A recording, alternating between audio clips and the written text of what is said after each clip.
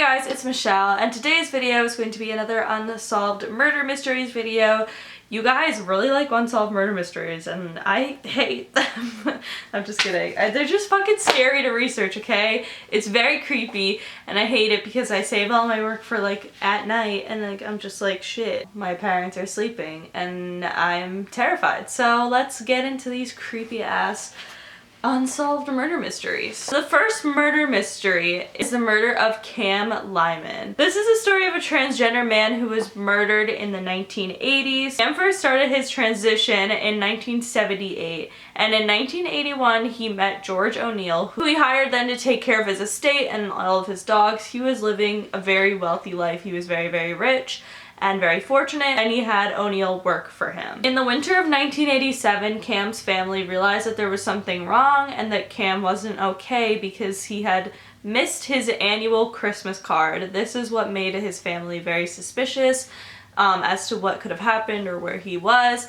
So they decided to look further into it, have the police look further into it, and of course the person in question is going to be the person who runs his estate with him, which is George O'Neill. And George said that he hadn't seen Cam since the summer of 1987, so 4 or 5 months before Christmas. He hadn't seen this man who he literally works for and didn't find that suspicious at all, but he claims to say that he believed that Cam was in Europe getting gender reassignment surgery. So that's kind of where the story was left for a while until 10 years later his body was found at his estate in the sewer by the new estate owners. What's weird is that we don't know who did it, obviously, but we also don't know the person's motives in this situation, because a lot of people tend to believe that George O'Neill was the person who did it, because not only did he know his estate very well and he worked for Cam in general, but also he literally said that he didn't know where the guy he worked for was for 5 months, 4 or 5 months, when he just like assumed that he was getting gender reassignment surgery in Europe. Like, I feel like that's a really weird accusation for somebody who like obviously didn't know the truth, because that's obviously not what was happening.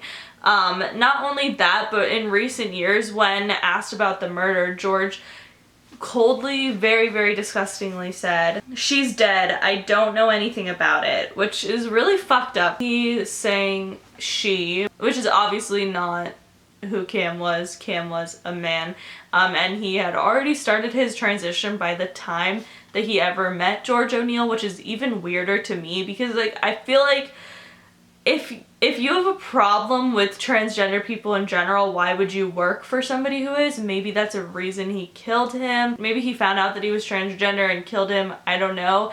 Or a lot of people tend to believe that he killed him for his money, because Cam did have a lot of money. And not only that, but George was found accountable for stealing Cam's money that was addressed to Cam and taking it for himself. So it makes you wonder, like, why was this innocent person killed? Was it because of his fortune? Was it because of his gender? Was it because of what? Like, and honestly, also, who fuck did it? Like, we don't necessarily know for sure, and it'll probably remain unsolved forever. The next unsolved murder mystery is the murder of Betsy Aardsma.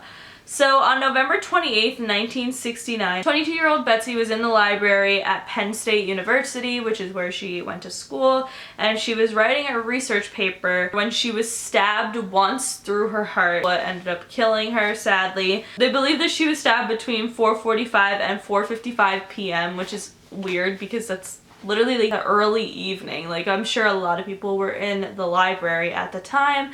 However, a minute after she was stabbed, Betsy fell to the floor, and 2 men yelled at like the librarian, like clerk person, and said, like, "Help that girl," and then they ran out of the library. And the 2 men were never found and were never identified. No one knows who they are or where they are today. Betsy was pronounced dead at 5:19 p.m. and she was wearing a red dress, so at first nobody knew the extent of the wound. However, it was just one single knife, one single stabbing right through her heart, which is terrifying and so weird that like nobody saw it and nobody knows what happened. It's insane. The next unsolved murder mystery is of an actress named Thelma Todd.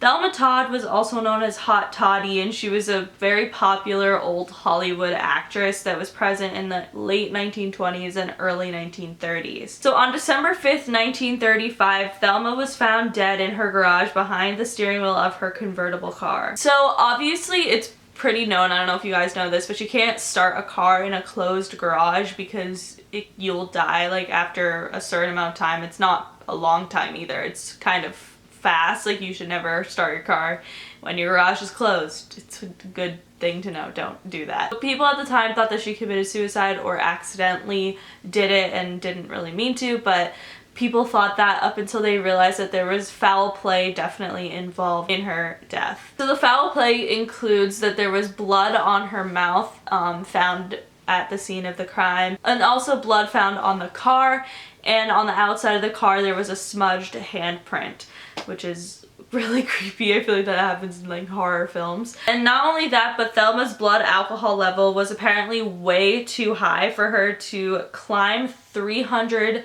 steps up to the parking garage, up to like her parking garage or whatever. I guess it was like above her apartment.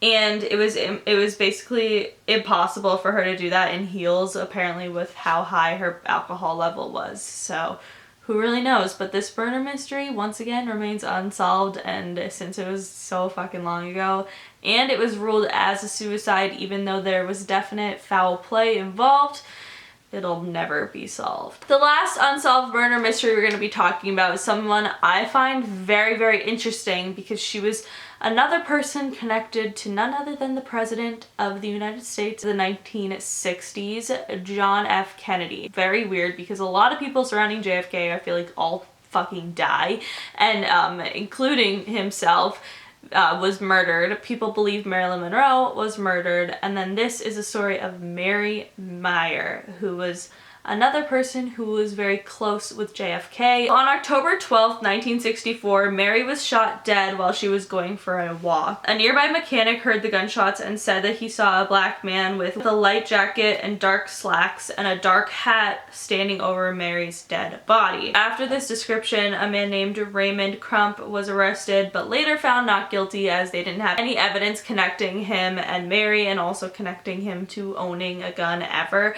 So they didn't have any evidence, so he was released. And to this day, this mystery remains unsolved. However, what I find very interesting and very, very creepy and weird is that Mary Meyer, a lot of people speculated her and John F. Kennedy to also had an affair, to have sexual relations in general, which obviously Marilyn Monroe is probably the #1 person for people to speculate John F. Kennedy to have cheated on Jackie Kennedy with.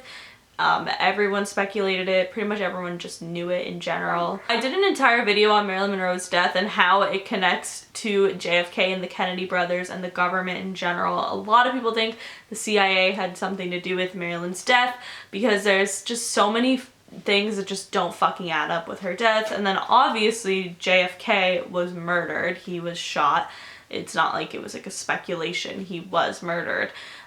So this, and then this girl now, who is also connected to John F. Kennedy, is also murdered. It's obviously really, really suspicious, and I feel like we'll never know the answers to it, but maybe Marilyn and Mary just knew too much. Who knows? So that is it for today's video. If you guys liked it, please give it a big thumbs up. Let me know what other conspiracy theories and unsolved murder mysteries you guys want to see, because I like doing things that you want me to do. But yeah, make sure you follow me on Twitter, Snapchat, and Instagram. I'm always posting creepy, dope, I don't know, I always say I'm posting dope shit on there, but like, what the fuck does that mean? I post like, would you fuck John Stamos, yes or no, but like, I don't know, I post things, so like, follow me. Subscribe for new videos every single day, and I will see you all tomorrow. Bye!